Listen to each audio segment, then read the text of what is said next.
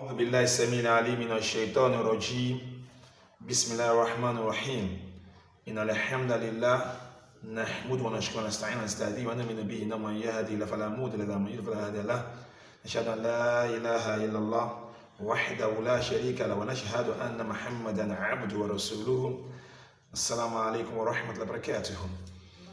All praise and adoration belongs to Allah, the Lord of incomparable and inexhaustible majesty. We beseech Allah to shower His blessing, His mercy, and His Prophet Muhammad sallallahu alaihi wasallam, His companion, and every Muslim that follow the path to the reckoning.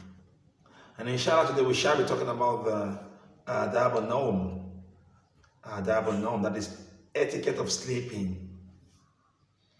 If you look at what we call etiquettes, that is adab, is something that is peculiar to an organized life,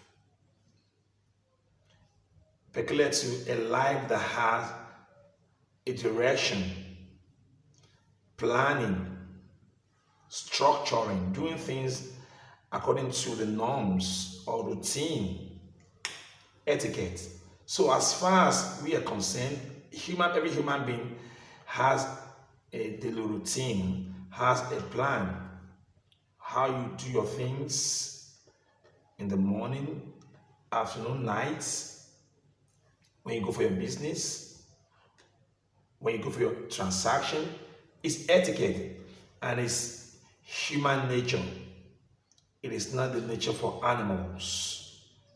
It is nature for human being alone. Etiquette. So the etiquette we're talking about today is etiquette of sleeping. Islam is the only religion that have given man rules of conduct, rules of doing everything he or she want to embark upon. There was a day Rasulullah was passing by a grave, two graveyards, and with his companions, and Rasulullah said that, did you know people in this grave? The Sahaba replied that we knew them. He said, as I'm speaking, both of them are under punishment. They've been subjected to punishment. And why? Just one reason. One of the reasons is one of them lacked manner and etiquette of toileting. That was why he's been exposed to beating in the graveyard. So everything we want to do in our religion require norms, require knowledge. And one of it, that's why we said that man amila, whoever engage or embark on any forms of action, bila ilmi, I mean without knowledge, without knowing the do's and don'ts, without knowing the norms, without knowing the etiquette, yufsid akthar mimma yuslih, is going to corrupt that action than doing good to it. So as Muslims, we know how do we sleep. Now, this sleeping we're talking about is what Allah subhanahu wa ta'ala has used as an avenue to balance our life, because we have both the days and nights. We use the day for struggling. Allah said that وَجَعَلْنَا النَّهَارَ مَعَاشًا. The days is meant for hustling, for livelihood, for your upkeep. وَجَعَلْنَا اللَّيْلَ لِبَاسًا. But night is meant for only, relaxation, wrestling, sleeping, and what have you. So this night we're talking about, Allah subhanahu wa ta'ala swear with the night in the Quran. We say, وَاللَّيْلِ إِذَا يَغْشَى. Allah said, I swear by the night when the darkness pervades the whole earth. So to tell you that sleeping is so germane in our religion. And this sleeping we're talking about can be divided into two. We have the non-sleeping, we sleep in the night, and we have what we call kailula, the sleeping we sleep in the afternoon. It is recommended for Muslims to always sleep after Salat al-Zuhr. It is called kailula, and this sleeping is recommended by the Sunnah, and it's meant for re-energization. It is sunnatic. But we're talking about the main sleeping that we sleep in the night. And we know one thing about that: night is a period that is having a very significant and peculiarities. One of its peculiarities is that night is a period that every man, every person will be weak. That's why it's called a period of resting, relaxation, hibernation. We're very weak. All operation is going to be altered. All operation will be stopped. And that period, human being is expected to be in bed. And that period, human being is not expected to do anything. But this period, as we are very weak, we should know that it is not only you that exist in this, that live in this earth. You co-live, you coexisted with every other being that Allah SWT has created. We have the insect, we have the mosquito, we have the millipedes, we have ants, we have the genes, we have things we can see. Even the breeze, the air, they are all Allah's creations and they are operating.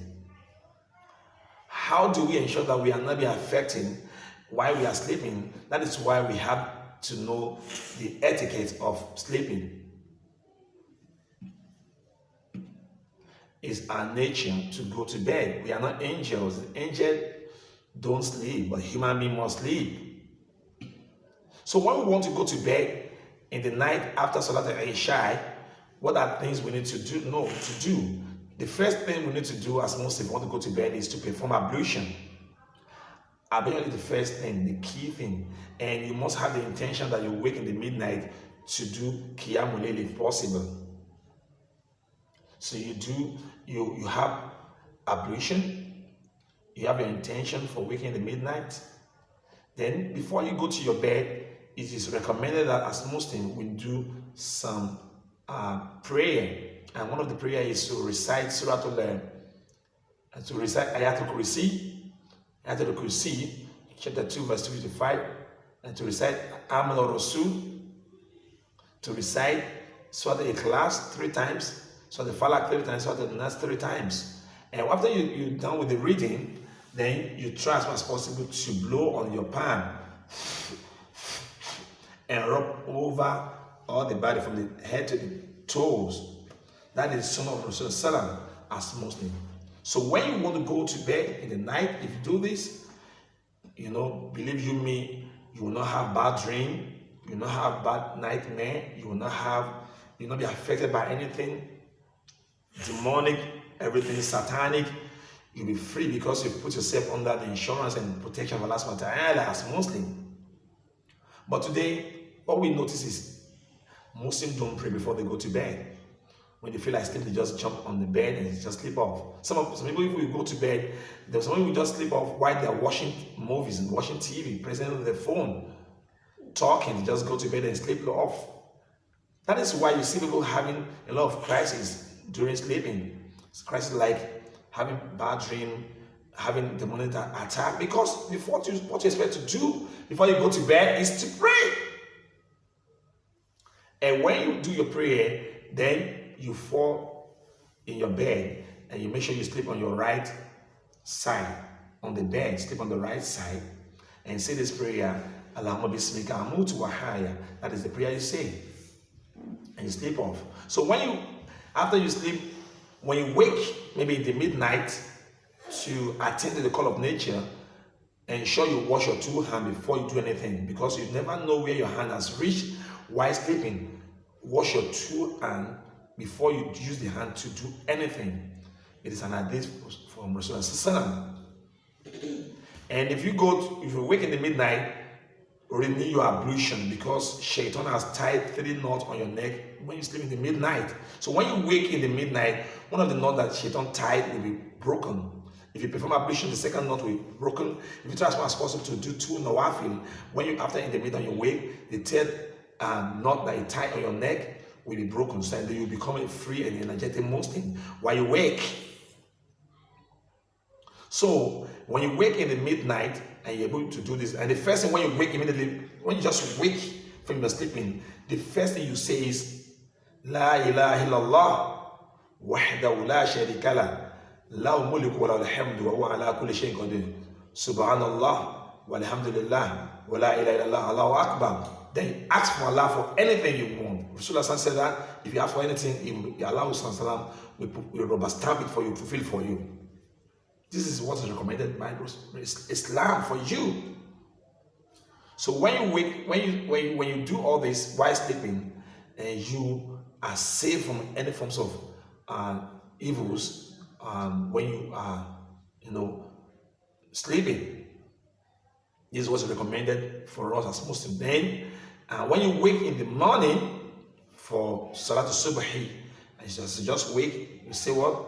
Alhamdulillah alladhi ahyana ba'da ma amatana wa ilayhi nushur. This is recommended as well in praying for you as Muslim.